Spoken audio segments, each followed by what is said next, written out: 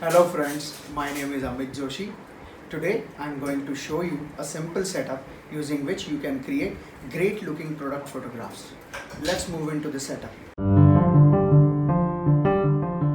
This is going to be a very simple setup. For my background or the base of the product, I have used a simple white craft paper, you can say art paper, that is clamped to a writing pad as my background. My camera is a Canon 60D mounted on a tripod and having a Canon 50mm 1.8 lens. For the light source, I am using my Godox simple flash, which is mounted on a light stand and shooting through a translucent umbrella. Overall, the setup looks like this. So for the camera settings, we are going to first talk about our shutter speed.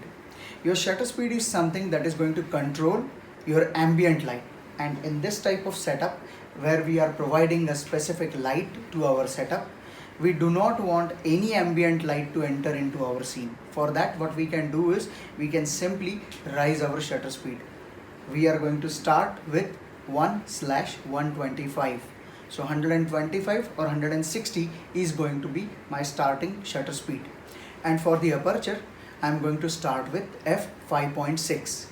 I do not want a very shallow depth of field, and I want the entire subject to be in focus. So I'm going to start with 5.6, and I think I'll be settled between 7.1 to 9. So let's try that first and then we can take that decision. And since we are going to provide ample amount of light for our product shoot, we do not require any higher values in the ISO settings. So whatever is the lowest value that your camera can offer for the ISO, you put that lowest amount of value. In my Canon 60D, it is 100, so I'm going to keep my ISO at 100.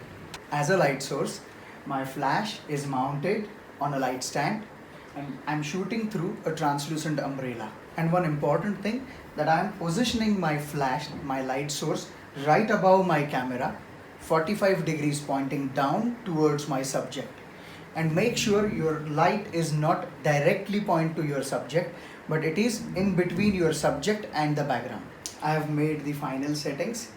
So my current settings are, my shutter speed is 125, my aperture value is at 7.1, and my ISO is at 100. I'm going to take a first test shot where I haven't yet turned on my flash because I want to see whether I'm blocking the entire ambient light. So I'm going to take a test shot with this. Make sure to keep your camera on a timer mode so you do not accidentally move your camera while clicking. So as expected, the entire frame is black. That means my camera is not able to capture any light from this entire room with the current settings. Now I'm going to turn on my flash and I'm again going to take a shot. It depends on the type of flash that you are using. If you are using very higher end costlier flashes, then you may not need to go up to a half power. A quarter power might also help you. That decision you need to take based on your flash power. So along with all these settings, I'm simply going to take another shot and see whether my lighting is perfect for my shoot.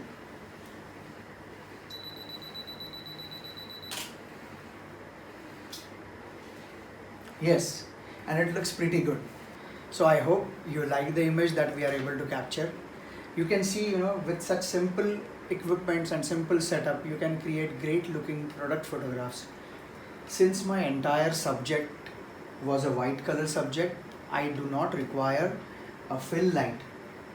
But in case if your subject is not getting lit on some sides like this, then you can simply use a white sheet of foam board paper and you can place it like this. So your main light is always bouncing from the card and filling up the light in the areas that you feel those are dark. Basically, you need to play around with these things and minutely observe where you want light in your scene. Thank you so much for watching my video, and I hope you will be able to create some amazing photographs using these simple setup and tricks. Thank you.